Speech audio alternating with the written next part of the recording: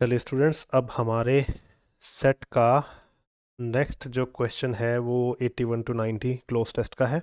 ठीक है, SSC steno का सेट है जो यूट्यूब पर बच्चे पैसेज देख रहे हैं। एक बार ज़रा इस पूरे पैसेज को नोट डाउन कर लो और एक बार अटेम्प्ट कर लो। ठीक है, फिर इसका सोल्यूशन देखते हैं। ये रहा आपके सामने कंप्लीट पैसेज। ठीक है, काफ़ी बड़ा पैसेज है लेकिन है इजी। ठीक है, मार्क्स तुम्हारे बहुत अच्छे आएंगे इसमें अगर तुम एक बार अटेम्प्ट करोगे। ठीक है, इजी पैसेज है आज का। ठीक है, ये तो आपके 83 तक के ऑप्शंस हो गए। अब 90 तक ऑप्शन दिखा देता हूँ तुम्हें। स्क्रीनशॉट ले लिया करो या कुछ भी जैसे चाहो, और एक बार अटेम्प्ट किया करो मेरे अटेम्प्ट करने से पहले। डन। तो ये हो गया तुम्हारा कंप्लीट पैसेज। ठीक है, नेक्स्ट पैसेज को हम नेक्स्ट लेक्चर में करेंगे कल को। आज के लिए हम पहला पैसेज करते हैं 10 क्वेश्चंस वाला। ठीक है, हर एक सेंटेंस को, हर एक ब्लैंक को एक अलग सेंटेंस मान करके चलो। पैसेज हो या ब्लैंक हो एक ही चीज़ होती है। ठीक है, ये कहानी के रूप में हो जाता है, और सिंगल ब्लैंक वाले सेंटेंस देते हैं वो थोड़ी बहुत वोकैबुलरी या ग्रामर के रूप में नॉर्मली हो जाते हैं। ठीक है, तो चलो अब अपना पैसेज स्टार्ट करते हैं। डन। तो पैसेज कहता है youth generation has the key role. Youth generation जो होती है, हमारी जो युवा पीढ़ी है, हैज़ द की रोल। इसके पास क्या है? की रोल है, मतलब ये मुख्य रोल निभाती है। किस चीज़ में? किसी चीज़ में निभाती है the future of a nation. किसी भी राष्ट्र के, ए का मतलब यहाँ पर एक कोई किसी कुछ भी ले सकते हो, आर्टिकल में तुम्हें समझाया था। ये किसी भी राष्ट्र के फ्यूचर की किसी चीज़ में, किसी भी राष्ट्र के फ्यूचर की, भविष्य की किसी चीज़ में मुख्य रोल निभाते हैं। अब ये जो युवा पीढ़ी है, किसी भी राष्ट्र के भविष्य की किस चीज़ में मुख्य रोल निभाएंगे? अंदाज़ा लगाओ। ये किसी भी राष्ट्र के शेप करने में, फ्यूचर को आकार देने में मुख्य रोल निभाएंगे। हो सकता है फ्यूचर को ग्लो करने में, नहीं। ग्लो करना, चमक मारना, चमक देना, ऐसा कुछ नहीं है। नेमिंग का मतलब नाम देना फ्यूचर को किसी राष्ट्र के, नहीं। गेनिंग का मतलब किसी राष्ट्र के फ्यूचर को प्राप्त करना, ये भी नहीं होगा। तो शेपिंग बहुत फ्लुएंसी वाला वर्ड हमारे पास है। ठीक है, तो हमने कहा किसी भी राष्ट्र के, किसी भी राष्ट्र के फ्यूचर को शेप देने में, किसी भी राष्ट्र के फ्यूचर को आकार देने में एक मुख्य रोल निभाते हैं। कौन? Youth generation. ठीक है, any country can ride on high growth trajectory. Trajectory क्या होती है? ट्रेजेक्ट्री ग्राफ की चार्ट की बात कर रहा है। तो हाई ग्रोथ वाला, ये जैसे तुमने शेयर मार्केट का ये वाला ग्रोथ देखा होगा ना, इस तरह का एरो एरो वगैरह का, ये ऊपर जाते हुए। ट्रेजेक्ट्री वही होता है, प्रक्षेप, ऊपर की साइड को, झुकाव की साइड ऊपर चलना। ठीक है, तो ये ट्रेजेक्ट्री है आपका। तो कोई भी कंट्री है, कैन राइड ऑन, कोई भी कंट्री हाई ग्रोथ ट्रेजेक्ट्री पर राइड कर सकती है, मतलब ऊपर की ओर जा सकती है। If it is blessed with the more numbers of youths. अगर ये ब्लेस्ड हो, अगर इसे मिले हो क्या? ज़्यादा नंबर, ज़्यादा संख्या में कौन मिले हों? यूथ मिले हों। किस पर? किसी चार्ट पर। अब किस तरह के चार्ट पर? अब इसके किसी कंट्री के किस तरह के चार्ट पर उसे यूथ मिलेंगे? बताना एक बार ज़रा। किसी कंट्री के किस तरह के चार्ट पर उसे यूथ मिलेंगे? ऑटोग्राफी, ऑटोग्राफिक चार्ट पर? नहीं। डेमोग्राफिक, लोकतंत्र वाला चार्ट, मतलब जो उसकी जनता है वहाँ पर? हाँ, ये हो सकता है। जियोग्राफिक, भौगोलिक चार्ट पर? नहीं। और बायोग्राफिक, ये भी नहीं होगा। ठीक है, ऑटोग्राफिक, बायोग्राफिक तो, और जियोग्राफिक ये नहीं होंगे। सिंपल है, जहाँ पर जनसंख्या की बात हो रही है वो क्या होती है? डेमोक्रेटिक कंट्री में होती है, तो डेमोग्राफिक हो जाएगा, है ना। तो यहाँ पर लोकतंत्र या गणतंत्र से रिलेटेड ये वर्ड है। तो जहाँ के लोगों में से, जहाँ के लोग जो हैं पूरे चार्ट में, उनमें से ज़्यादा नंबर किसका हो? यूथ का हो, है ना। तो कोई भी country can ride on high growth trajectory, वो हाई ग्रोथ की ओर आगे बढ़ सकती है। बट समटाइम्स, यहाँ पर क्या कहा गया है? But sometimes. But sometimes the youth में कोज बिग डैमेज। लेकिन कई बार क्या होता है, यूथ जो है कारण बन सकते हैं, किसी चीज़ को कर सकते हैं, किसको डैमेज कर सकते हैं, मतलब नुकसान पहुंचा सकते हैं बहुत ज़्यादा। किस चीज़ को नुकसान पहुंचा सकते हैं? ऑफ अ नेशन, किसी राष्ट्र की या एक राष्ट्र की किसी चीज़ को बहुत ज़्यादा नुकसान पहुंचा सकते हैं। And also may become biggest threat. And also may become biggest threat, और बिगेस्ट थ्रेट एक बहुत बड़ा डर, बहुत बड़ी चिंता का कारण भी बन सकते हैं टू द कंट्री, उस कंट्री के लिए, इटसेल्फ, उसी कंट्री के लिए जिसमें वो रहते हैं। इटसेल्फ का मतलब उसी में। If the youth get misguided, अगर इस यूथ को मिसगाइड कर दिया जाए विद रोंग ह्यूमन प्रिंसिपल, जब उसे बहुत गलत ह्यूमन प्रिंसिपल, सिद्धांत सिखाए जाएं, तब वो एक थ्रेट बन सकता है, और किसी दूसरी चीज़ की वजह से वो थ्रेट बन सकता है। पर पहले क्या करेगा? पहले उस देश की, उस किसी राष्ट्र की किसी चीज़ को बहुत ज़्यादा नुकसान पहुंचा सकता है। अब किस चीज़ को नुकसान पहुंचाएगा? देखो यहाँ पर कहा गया है उस देश की संपत्ति को, प्रॉपर्टी और एसेट जो है दोनों सिमिलर सी चीज़ हो गई है ना, तो ये तो वर्ड नहीं आएंगे, दोनों के दोनों काफ़ी सिमिलर वर्ड हैं। आगे बढ़ते हैं। उस देश की किस चीज़ को नुकसान पहुंचा सकता है? उस देश के नाम को खराब कर सकता है, हाँ रेपुटेशन को नुकसान पहुंचा सकता है, नाम खराब कर सकता है। उस देश की संपत्ति को नुकसान पहुंचा सकता है, ये वेल्थ भी वही प्रॉपर्टी वाला ही वर्ड आ गया, तो ये भी नहीं आएगा। तो आंसर क्या है? उस देश की रेपुटेशन को, उस देश के नाम को खराब कर सकता है। ठीक है। और बिगेस्ट थ्रेट बन सकता है और एक बहुत बड़े डर का कारण बन सकता है अगर इस यूथ को मिसगाइड कर दिया जाए गलत ह्यूमन प्रिंसिपल्स के साथ, मतलब उसे गलत ह्यूमन सिद्धांत सिखाए जाए और कोई चीज़ सिखाई जाए। अब यहाँ पर कौन सी चीज़ सिखाई गई होगी? 84 में ढूंढो, कौन सी चीज़ सिखाई गई होगी उसे? सुपरस्टिशन मतलब अंधविश्वास सिखाया गया होगा? नहीं। उसे सिस्टम सिखाया गया होगा? नहीं। उसे गठ दिए गए होंगे? नहीं, हिम्मत दी गई होगी। उसे बिलीफ, उसे डिफरेंट टाइप का विश्वास दे दिया जाए, उसे डिफरेंट टाइप का भरोसा उसे दिला दिया जाए, तो ये चीज़ यहाँ पर हो जाएगी। फिर से रिपीट करता हूँ मैं, बिलीफ के साथ इस बार रिपीट करूँगा, तुम्हें आंसर समझ में आएगा कैसे आया। ठीक है, ध्यान से देखो। if the youth get misguided with the wrong human principle and belief, अगर एक इंसान को गलत बिलीफ और गलत प्रिंसिपल सिखा दी जाए, मतलब उसके अंदर गलत तरह का विश्वास भर दिया जाए और गलत तरह के सिद्धांतों से सिखा दिया जाए, तब ये गड़बड़ हो जाएगी। ठीक है, चलो आगे बढ़ते हैं। Why they can do so, वे ऐसा क्यों कर सकते हैं? Why they can do so, वे ऐसा क्यों कर सकते हैं, इज नॉट डिफिकल्ट, ये मुश्किल नहीं है टू गेस, ये गेस करना मुश्किल नहीं है। It is because the youth, क्योंकि ऐसा इसलिए है क्योंकि जो यूथ है has huge amount of energy, क्योंकि उनमें एनर्जी बहुत ज़्यादा होती है। एम्बिशन, उनकी इच्छाएं बहुत ज़्यादा होती हैं, उनके अंदर न्यू आइडियाज़ बहुत होते हैं, स्काई राइजिंग पोटेंशियल होती है, स्काई तक पहुंचने की क्षमता उनके अंदर होती है, इसीलिए ऐसा हो सकता है।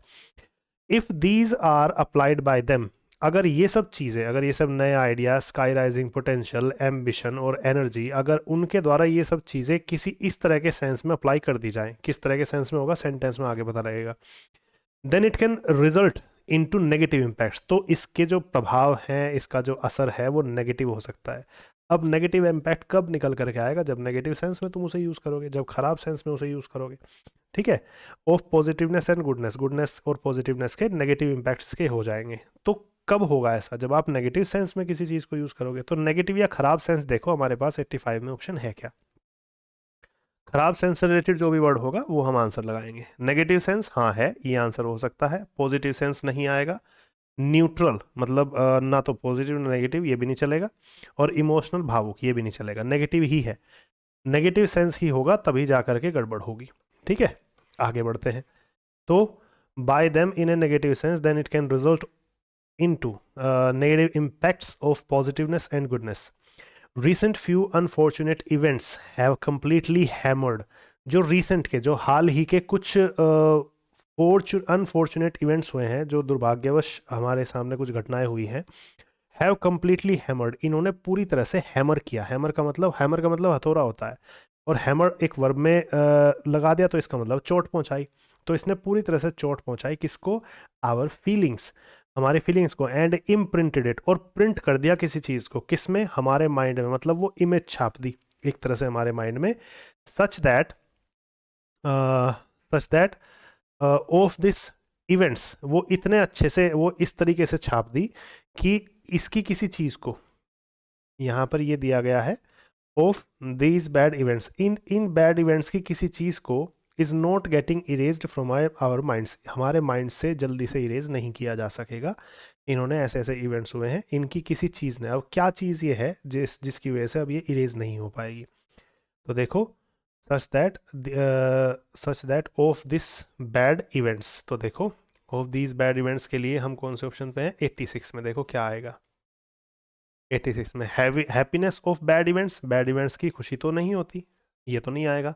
बैड इवेंट्स का दुख जरूर हो सकता है, तो एग्नी हमारा आंसर हो सकता है। कंफर्ट नहीं हो सकता है, सोलेस नहीं हो सकता है, तो आंसर हमारा एग्नी होगा, जो कि दुख से रिलेटेड होता है। ठीक है, तो आंसर क्या बैठेगा? बहुत बेसिक से वर्ड दे रखे हैं सारे तुम्हारे एंटोनिम सिनोनिम के। कोई भी नया वर्ड मिले आराम से याद किया करो उसको, यही एंटोनिम सिनोनिम में आते हैं, यही पैसेजेस में आते हैं, यही स्पीकिंग में काम करेंगे। स्पीकिंग के लिए कोई अलग चीज़ तो तुम करोगे नहीं, है ना, सब चीज़ें सेम चलती हैं। तो हमें क्या कहा गया है? ये इतने अच्छे से इम्प्रिंट कर दी गई कि इनकी जो क्या चीज़ है यहाँ पर, एगनी जो है, agony of these bad events, इन बैड इवेंट्स की जो एगनी है, मतलब इनका जो दुख है हमारे माइंड से जल्दी से जाएगा नहीं। This is an example of badly nourished youths mindset. ये एग्जाम्पल है किसका? बैडली नरिश्ड, जो नरिश करना मतलब क्या है? पालन पोषण करना, जिनका बहुत खराब तरीके से, जिन यूथ का माइंडसेट जो है वो नरिश किया गया है। That created pre meditated offending, जिससे क्या हो गया? क्रिएट हो गया। प्री मेडिटेटेड का मतलब जो पहले से सोचा समझा हो, ऑफेंडिंग का मतलब एक तरह से बचाव या एक तरह से डिफेंड करने वाली जो सेंस आ जाती है कि भाई हमें इनसे बचाव रखना चाहिए, या इस तरह की चीज़ें हमारे माइंड में क्रिएट हो गई है। ठीक है, it is very much compulsory, ये बहुत ही ज़्यादा कंपल्सरी है to develop them in direction, ये बहुत ही ज़्यादा कंपल्सरी है कि हम उन्हें उनका विकास करें कि इस तरह की डायरेक्शन में। अब किस तरह की डायरेक्शन में करेंगे, आगे पढ़ते हैं। फ्रॉम द वेरी बिगिनिंग, बिल्कुल शुरुआत से ही of their schooling period, schooling period से ही हमें किस तरह की डायरेक्शन उन्हें देनी चाहिए? अच्छी डायरेक्शन देनी चाहिए। तो अच्छी के सेंस में या सही डायरेक्शन के सेंस में जो भी सेंस होगा, जो भी ऑप्शन होगा हमारा वही आंसर होगा। तो देखते हैं एक बार 87 में क्या क्या ब्लैंक्स में हमारे पास ऑप्शन हैं। उन्हें गलत डायरेक्शन देनी चाहिए हमें शुरू से? नहीं। उन्हें स्ट्रेट बिल्कुल सीधी डायरेक्शन देनी चाहिए? नहीं। उन्हें राइट डायरेक्शन देनी चाहिए? ये हो सकता है। उन्हें लेफ्ट डायरेक्शन देनी चाहिए? ये कभी नहीं होता। तो राइट डायरेक्शन का आंसर होगा आपका 87 में। तो उन्हें हमें बिल्कुल शुरुआत से ही राइट डायरेक्शन देनी चाहिए, ये आपका ऑप्शन आ गया यहाँ पर। Today I feel the schools are more busy, मुझे आज के टाइम में ऐसा लगता है कि स्कूल्स अब ज़्यादा बिजी हो गए हैं प्रोड्यूसिंग गुड प्रोफेशनल्स, वो अच्छे प्रोफेशनल लोग, स्किल्ड लोग ज़्यादा प्रोड्यूस करने में ज़्यादा बिजी हो गए हैं आज के schools. But these professionals sometimes may not be good human beings, लेकिन ये जो प्रोफेशनल्स हमारे स्कूल से निकल करके आते हैं तो कभी कभी ये अच्छे इंसान नहीं होते हैं। ठीक है, प्रोफेशनल्स तो आपने बना दिए, लेकिन ये अच्छे इंसान नहीं होते। It is because the schools are paying less attention towards human values learning. यहाँ पर क्या है, ये ऐसा इसलिए है क्योंकि स्कूल्स जो है लेस अटेंशन, बहुत कम ध्यान दे रहे हैं किस पर? ह्यूमन वैल्यूज़ लर्निंग पर। ह्यूमन वैल्यूज़ का मतलब क्या है? जो ह्यूमन सिद्धांत होते हैं, जो आदतें होनी चाहिए इंसान की, जो उनके अंदर के गुण होने चाहिए, उन पर ध्यान कम दे रहे हैं। स्किल्ड तो बना रहे हैं, और ज़्यादा से ज़्यादा क्लासेस लो, और ज़्यादा प्रोफेशनल बनो, और ज़्यादा से ज़्यादा प्रैक्टिस करो, लेकिन ह्यूमन के साथ, एक दूसरे ह्यूमन बींग के साथ कैसे ट्रीट करना है, ये चीज़ नहीं सिखा रहे, है ना। लिटरेचर इज बिकमिंग, जो साहित्य होता है, जो एक इंसान को, साहित्य क्या करता है? जैसे आप गद्य और पद्य या पोएम्स या फिर लिटरेचर किसी भी लैंग्वेज का पढ़ते हैं, वो क्या करता है? वो आपकी वैल्यूज़ को बहुत अच्छा करता है। आप कहानियाँ पढ़ते हैं पुरानी, ऐसे ऐसे अच्छी चीज़ें हुई, ऐसे ऐसे पुरानी हुई, तो वो चीज़ें अब कम होने लगी, इसी वजह से चीज़ें गड़बड़ हो रही है। तो लिटरेचर अब कैसा हो रहा है? कम होने का सेंस आ रहा है, अगर आप बेसिक सी अपनी कहानी समझो तो। लिटरेचर अब कम होता जा रहा है, क्योंकि लिटरेचर जब कम होता है, साहित्य जब कम होता है, जब कहानियाँ कम पढ़ाई जाती हैं, और बस आगे देखा जाता है कि भाई इस फील्ड में जाओ, उस फील्ड में जाओ, और यहाँ पर तुम्हें ये मिलेगा, यहाँ पर इतने पैसे मिलेंगे, वो सब पैसे मिलेंगे, तो उस तरीके से हमें आगे बढ़ाया जा रहा है। ठीक है, कहानियाँ हमें पुरानी क्या चीज़ है जिससे हमें दूसरों के साथ कैसे ट्रीट करना चाहिए वो सब पता लगे, वो सब अब कम होता जा रहा है। तो यहाँ पर कम होने का सेंस है। 88 में कम होने का सेंस जो भी होगा वही हम आंसर लगाएंगे। तो लिटरेचर जो है आज के टाइम में कम होता जा रहा है। रिच का मतलब बढ़ता जा रहा है? नहीं।